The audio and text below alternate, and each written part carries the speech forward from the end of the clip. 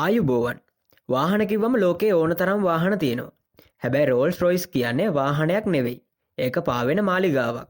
සල්ලි තිබ්බ පළියටම ගන්න බැරි ලෝකේ ගොඩක් අය සිහින දකින මෙම සුපිරි රථයේ රහස් මොනවද කියලා අපි අද මේ වීඩියෝ එකෙන් කතා කරමු. එහෙනම් රැඳෙන්නට කියලා ආරාධනා කරනවා මේ වීඩියෝ එකේ අවසානයේ තෙක්ම.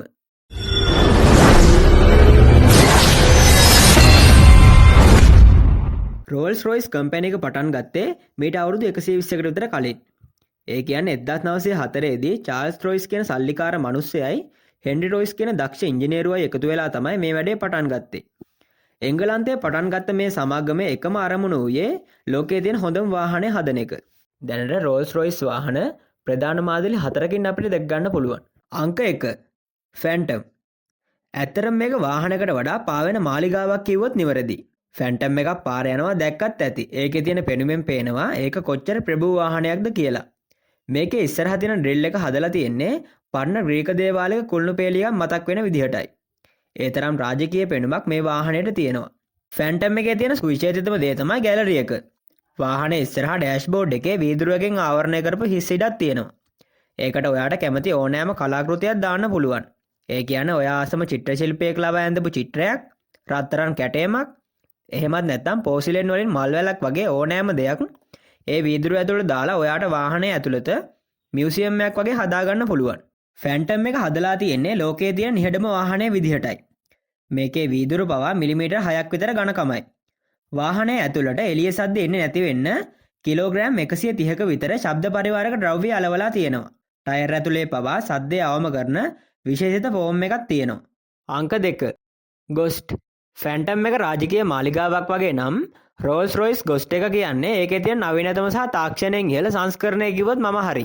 මේක ගොඩක් වෙලාවට පාවිච්චි කරන්නේ තමන්ම වාහනේ ධාවනය කරන්න කැමති තරුණ ව්‍යාපාරිකයෝ. ගොස්ට් එකේ තියෙන ප්ලෑනර් සස්පෙන්ෂන් සිස්ටම් එක ලෝකයේ වෙන කිසිම වාහනයක නැහැ.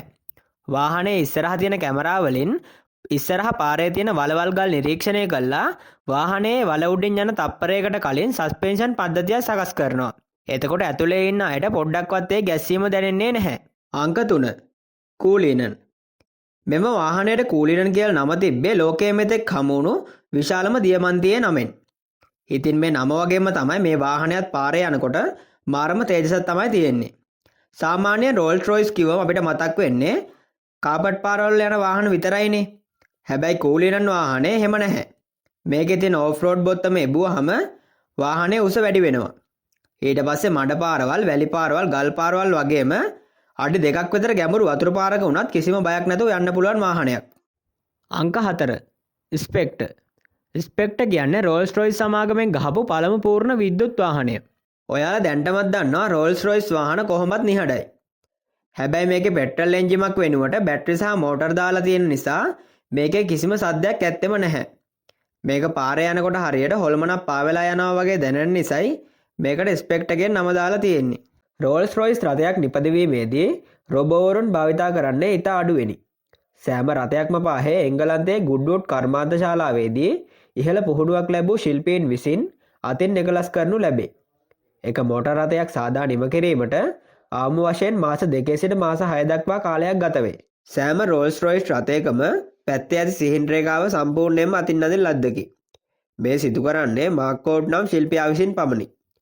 ඔහු ලේනෙකුගේ ලොම් වලින් සෑදූ විශේෂිත බුරුසුවක් මේ සඳහා භාවිතා කරයි. මොහුට මේ වැරදුනොත් මුළු වාහනයම නැවත සායම් කිරීමට පවා සිදුවේ.